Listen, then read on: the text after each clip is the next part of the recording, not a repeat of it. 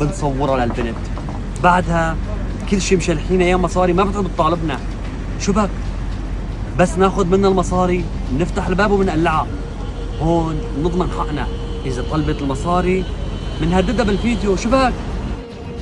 بعد ما نصورها ما بتعود تعمل شيء لاني رح تخاف. فهمت علي كيف؟ لك مثلها مثل اللي قبلها. سوينا اللي قبلها طلع بايدهم شيء. تمام يلا جهز الكاميرات، جهز كل شيء، جايبه وجاي. يلا سلام، انا على الطريق.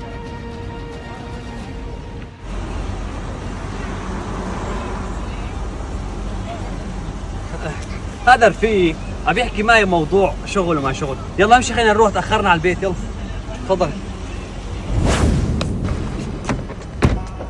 وقف. وين هربان؟ انا ما هربان، بس كنت بدي اجيب جوالي من السياره. مشيت يعني بعد. اهرب. تفو عليك يا كلب، ما توقعتك هيك تعمل